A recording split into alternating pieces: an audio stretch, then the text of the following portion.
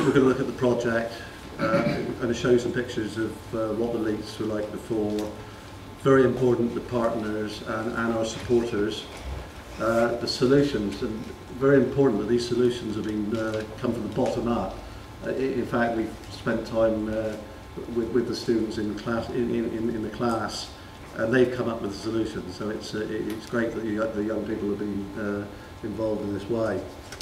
We will show you pictures of the Leats. In fact, that's one of them there. You can see what it's like there, and hopefully we'll try to demonstrate what it was like before, and perhaps how we consider going forward. That's the level of mess and muck we had then. It was atrocious, really, and I've often heard Chris say to me, the deputy head, it was a bit of an embarrassment. Absolutely nothing to do with the school at all, but because it was adjacent to the school. And again, you can see the sort of the cans and all the rubbish that's in this. It's been collected by the grid there in the Lee. And I think, how do we tackle the litter? Well, as a proactive partnership, we're most certainly fully committed to find long-term solutions to littering and fly tipping, which as we all know is antisocial and a grossly offensive habit. And when you think that we spend in this authority up to £5 million a year cleaning litter, that's £5 million where, clearly that could be put into better areas. Littering is a crime which denigrates an area and encourages often more serious criminal activity to flourish. The presence of litter makes people feel unsafe and lowers the pride within the community. And this project is all about building community pride. Get people involved, you build up that pride. And again, that's the sort of level of mess that was down at the Leats area. It's probably isn't apparent on that picture, but that is the Lee, completely choked up with lager cans and weed and litter. Horrific, really. And it was infested with rats. That was another problem there. So what I'm trying to demonstrate is that the key to the success of this is it's a working partnership. And so we've got Cornwall Council, we've got Redruth Town Council, Redruth School, the Redruth Youth Centre. Very, very lucky that this is all built around this one area. So it is an ideal partnership because everybody's around. We've got Tesco's, we've got Owen Brains' organisation, Community Assisted Projects. I hope he has an opportunity just to give a little bit of talk in a minute. We've got a dance group called Red Youth. They'll be further engaged in doing some artwork within the Leats area, and of course the police. But it's ever growing, and hopefully now we've got the army on board because there's a careers office in Redruth, and clearly they're very interested in getting involved in the project, subject to approval from the commanding officer. Working with supporters.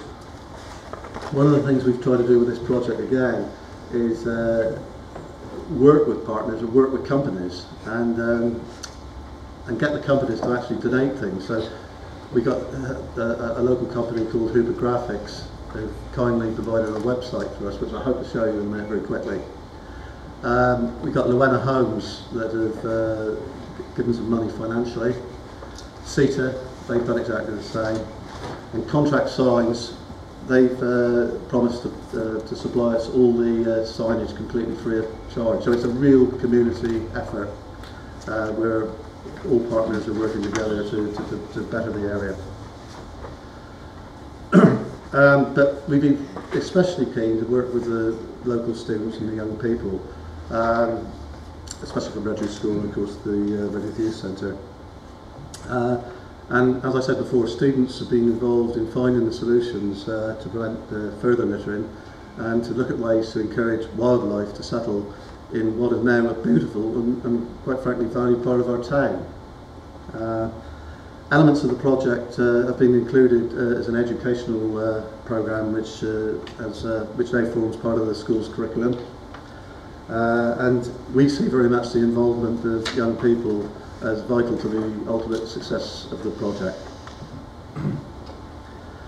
And there you'll see a picture of one of the signs that are now going up there on our bins. And this is a logo that we ran a competition in Redruth School, and it was actually designed by Amber Calley, or Colley is it? Cayley. And we digitally enhanced it, but it really is quite professional. We're very proud of that. She did a fantastic job. And the strap line, that's been chosen by Redruth Youth Centre, so it's been it, don't sling it. And I've had 70 of those printed now from contract signs, and we'll put them on every waste bin in Redruth. So that's very positive, and that's gone down very well with people. So as I say, the students have come up with a lot of suggestions, and one of the things they want to do is to encourage more nature there. So they've constructed bird boxes, and you can see one of them hanging up in one of the trees. And this is a process that we hope to build on. I mean, can we look at getting dragonflies back in the Leats? We've got to get the experts there.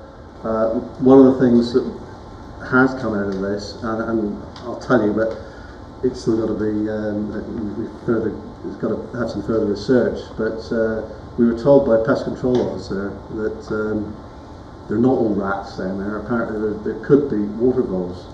Well, that's amazing, because in 1988 they were officially extinct in Cornwall. So we're now we're getting some experts down to have a look and actually clarify whether that's the case. So that would be fantastic if we can actually say that. Also, the students suggested an interpretation board, perhaps within the facility, that reflects and tells the history, being that we're bang in the centre of the World Heritage Site. I got a local historian, Michael Tangi, you've probably heard of him, he's quite well known, and he's done a historic write-up. That's now displayed on our website. We hope to put it on an interpretation board shortly, and again that will be provided free of charge. We want to get the students of Redruth School involved, perhaps the art class, in doing some drawings to show the old tin stamps and the various foundries which this watercourse drove over the years. And we also want to plant more trees and general things like that, wildflowers. So it's quite exciting, really. Then that gives you a sort of an indication of what it's like now. You can see the leak there in the left-hand corner. There's no litter there. It's really clean. We've got an agreement from Tesco's now. It took a bit of barracking, but they're on board now. They now clean up within 100 metres of the store. They're very positive and proactive in this now. So it's a partnership approach. It's not just a local authority cleaning, or for that there's the school. I think they've got cleaners as well. So we're all working together to make sure we maximise our resources. We've moved outside for the Brewery Leats area, and you can see Owen and his men working hard outside what was the old brewery shop, further in towards Redruth. This area, it's obviously in the future will be redeveloped, but you can see the vegetation and intertwined with that all the sort of litter which we've cleaned up. We moved 2.5 tons, I think, Owen, away in that one day, but now it's much easier to keep clean. So there's these grot spots we're hitting all the time. Going forward, communications with the local youth population. We're using Facebook. It's the first time it's ever been done by this council.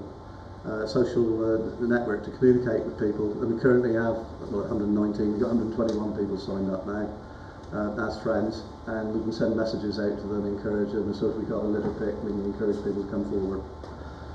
We've got the website, and on that website we broadcast some of the videos which Matt Bond has taken. They're very professional, and I hope we can upload this one perhaps later on.